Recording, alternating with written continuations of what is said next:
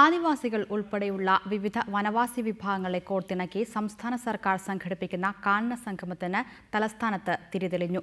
വനശ്രീ ഉൽപ്പന്ന വിപണന മേള, തേൻമേള, പരമ്പരാഗത ഭക്ഷ്യമേള, ആദിവാസി കലാമേള എന്നിവയാണ് ഏപ്രിൽ 22 വരെ നീളുന്ന സംഗമത്തിന്റെ ആകർഷണം.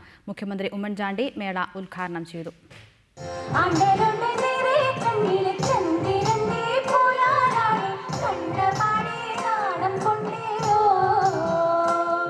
മൂവായിരത്തിലധികം വനവാസി വിഭാഗങ്ങളെ അണിനിരത്തി സംസ്ഥാന സർക്കാർ സംഘടിപ്പിക്കുന്ന ഒരാഴ്ചക്കാലം നീണ്ടുനിൽക്കുന്ന വിപുലമായ മേളയ്ക്കാണ് തിരിതെളിഞ്ഞത്.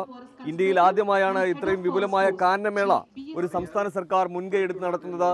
സംസ്ഥാനത്തെ ആദിവാസി വനാശ്രയ വിഭാഗങ്ങളെ ഒരേ കുടക്കീഴിൽ അണിനിരത്തി ഇത്രയും വിപുലമായ മേള സംസ്ഥാനത്തൊരുക്കുന്നതും ഇതാദ്യം. തിരുവനന്തപുരം കനകക്കുന്ന് കൊട്ടാരം, നിശാഗന്ധി ഓഡിറ്റോറിയം, സൂര്യകാന്തി എന്നിവിടങ്ങളിലായി ഒരാഴ്ച നീണ്ടു നിൽക്കുന്ന മേളയുടെ ഉദ്ഘാടനം മുഖ്യമന്ത്രി ഉമ്മൻചാണ്ടി നിർവഹിച്ചു. ഉദ്ഘാടന ശേഷം 350 കലാകാരന്മാരെ അണിനിരത്തി സൂര്യകൃഷ്ണമൂർത്തി അവതരിപ്പിച്ച നൃത്തപരിപാടി ദൃശ്യവിസ്മയമായി.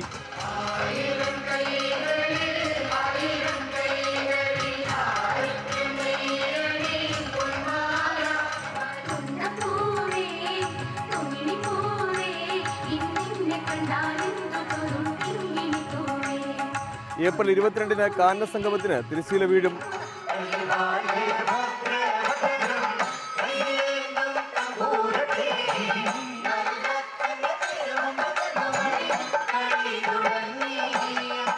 റിപ്പോർട്ടർ, തിരുവനന്തപുരം.